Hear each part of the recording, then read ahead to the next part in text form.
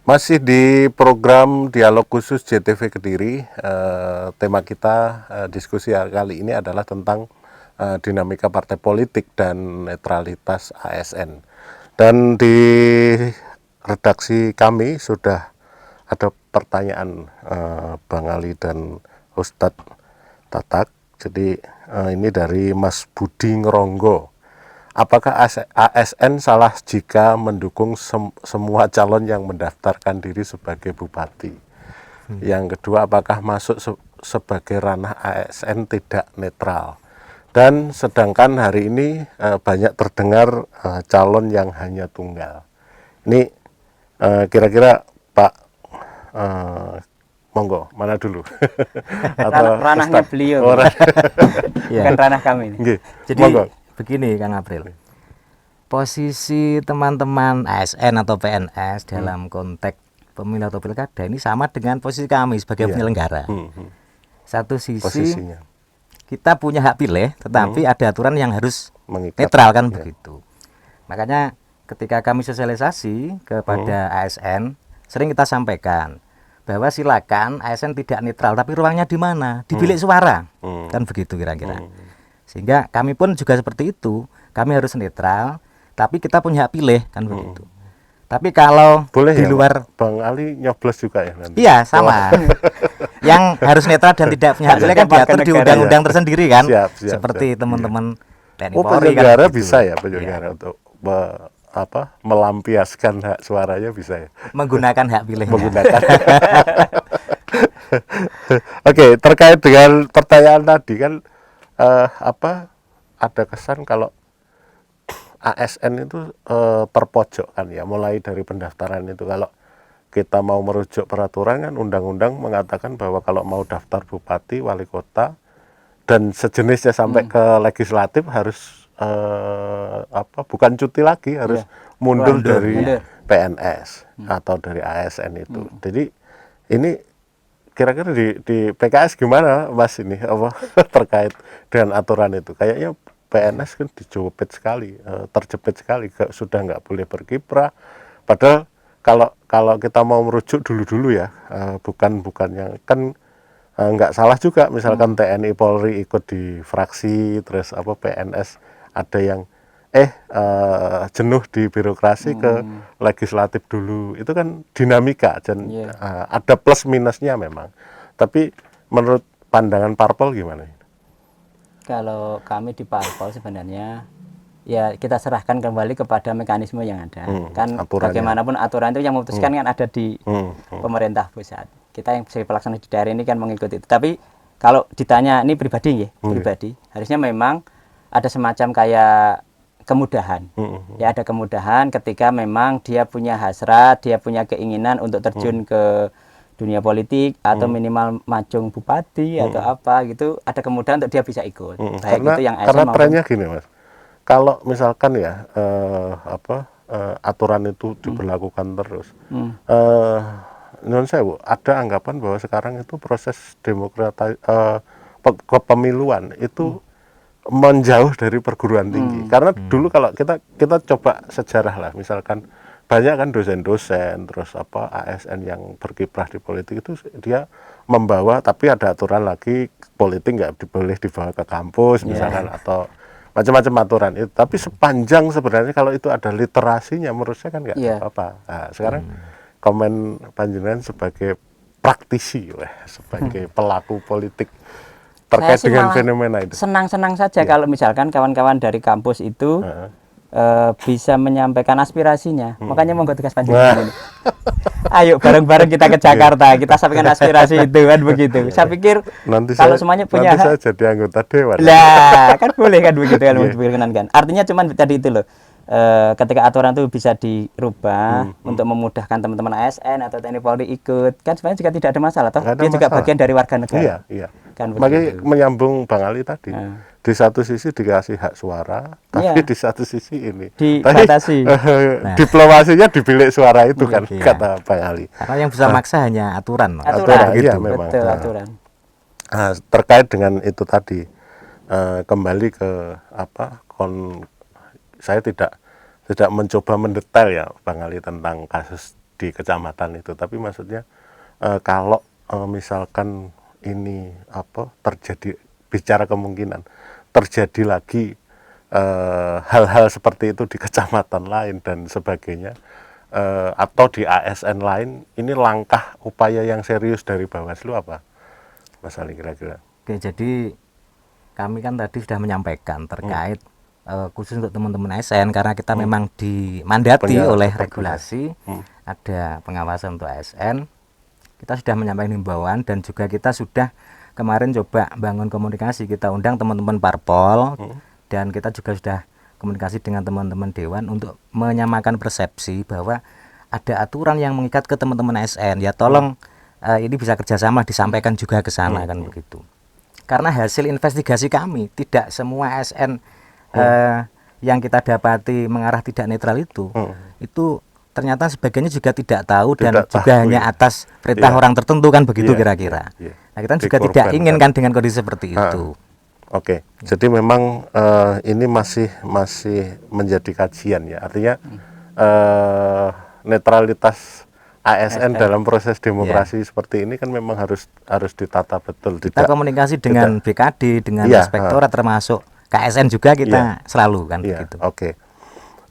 Kalau dari parpol apa urun rembuknya apa terkait dengan itu? Karena ini kan terkait dengan ini juga, artinya parpol kan bisa satu dirugikan, dua juga bisa diuntungkan misalkan.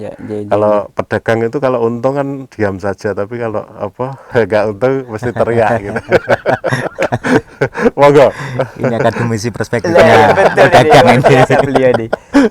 Jadi kalau kami sebenarnya gini Kang April, masih banyak ruang lain yang bisa kita maksimalkan di kami sebagai selaku pemain ya. Partai politik kan pemain.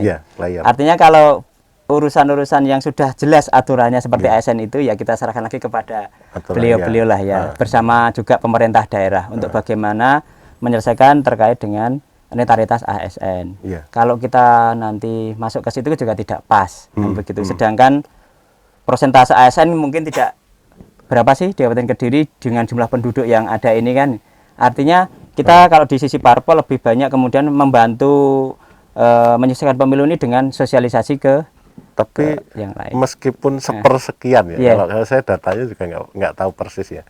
Misalkan sepersekian dari jumlah ya, tapi dia kan bisa jadi influencer. Tadi. Jadi minimal satu keluarga misalkan satu keluarga keponakannya Bang Ali misalkan itu punya anak istri misalkan kan sudah berapa itu kalau mau di kampanye berkeluarga misalkan, karena ini konteks bicara partisipasi. Jadi ketika ada instruksi misalkan harus ke salah satu calon A, B, C, D misalkan, salah satunya pilih A, orang pasti mengkampanyekan pada keluarganya itu seperti itu kan. Itu dalam kapasitas itu kan sosialisasi atau iya, gimana Mas kira-kira ini? Nah, saya begini ya. Kembali pada aturan Yun Sewu. Contoh nyatanya teman-teman. Suami istri satu keluarga, istrinya ASN, suaminya swasta. Boleh nggak si istri ini berkampanye mengajak suaminya untuk calon? Kan begitu. Apakah itu termasuk melanggar? Padahal ini kan hanya satu keluarga saja. Saya sih Nyun Sewu tidak begitu detail juga tentang netralitas itu, tapi sepengetahuan saya adalah ketika dia terang-terangan gitu ya. Terang-terangan mengajak, nah itu yang bisa jadi tidak diperkenankan oleh aturan itu. Tapi kalau dengan keluarganya sendiri gimana coba? Nah ini menarik ini yang disampaikan Pak Tata ini. Jadi sebenarnya juga tidak benar juga kalau katakanlah hak politiknya teman-teman ASN diamputasi, tidak benar juga, karena di dalam aturan kampanye mereka juga boleh ikut, tetapi ada ketentuan. Misalkan tidak di jam kerja, tidak menggunakan pakaian dinas, fasilitas dinas kan begitu. Juga ada izin dari atas, termasuk bahkan misalkan ketika suami istrinya ASN, terus suaminya dia mau daftar jadi bakal calon, dia boleh mengantar, tetapi tidak boleh pakai atribut, menggunakan simbol tangan dan sebagainya, tidak boleh. Kalau kendaraan plat merahnya berjajar di KPU gitu boleh? Itu kalau kendaraannya KPU tidak apa-apa. Ya itu termasuk bagian dari fasilitas itu. Itu yang Karena kami petakan kerawanan dalam tahap pencalonan nanti juga itu iya, bagiannya. karena sekarang itu dunia medsos itu kan luar biasa ya. Jadi betul. orang daftar yang itu kontak simbol-simbol ASN di bawah itu jadi masalah. Dan terus seperti itu. Makanya sekarang publik itu kan harus diedukasi Edukasi, ya. ya. Jadi memilah-milah ya, Nggih. memilah-milah proses dan protes itu. Nah. Proses dan protes itu. Jelas tadi kan kata beliau itu Iya. sebenarnya ya boleh, cuman tadi dengan aturan tadi itu kan harap tidak pakai memetakan, atribut, ya. tidak pakai kendaraan fasilitas dinas gitu kan. Itu yang repot kan calonnya kalau ASN istrinya ASN terus anaknya juga ASN, susah itu nanti. Lah makanya itu. Oke, kalau kembali ke Bang Ali, jadi kalau secara aturan sudah oke, regulasinya sudah, himbauan sudah jalan. Untuk sinyal untuk kasus per kasus di kabupaten, bukan per kasus, untuk indikasi di Kabupaten Kediri terkait dengan itu, petanya seperti apa? Intinya apakah mengkhawatirkan atau ya biasa saja, itu bisa anggap cobaan gitu. Jadi kalau kembali ke konteks kerawanan pilkada, Kang April, kita sudah memetakan itu, selalu kita update. Jadi sebenarnya ada beberapa dimensi, diantaranya terkait partisipasi tadi juga termasuk. Karena kalau itu kita melihatnya dari sejarah pilkada, kita ambillah 2 pilkada terakhir, 2010-2015. 2010 3 peserta, 2015 2 peserta. Ini trennya turun terus. Partisipasinya dari 63 menjadi 60. Nah, kalau calon tunggal ya mungkin teman-teman pemirsa bisa memprediksi kan begitu kira-kira. Nah, sebenarnya kalau ini yang tadi belum sempat kubahas terkait pemetaan kerawanan, terkait sebenarnya kondisi pandemi ini sebenarnya. Gitu. Yeah. Karena pandemi ini ada berdampak, dadanya ada 2 hal. Satu terkait dengan ya potensi penularan COVID. Karena kita sudah memetakan ada beberapa tahapan yang itu terjadi banyak kontak. Misalkan pemutakhiran data pemilih, termasuk kampanye, termasuk penghitungan begitu. Juga terkait dengan politik uang. Karena kan COVID kita akui kan berdampak pada sosial ekonomi kan begitu kira-kira kan. Terutama ekonomi. Sehingga potensi politik uangnya akan semakin tinggi. Oke. Jadi yang lebih fokus adalah tentang dinamika partisipasi itu ya yang terjadi di masyarakat.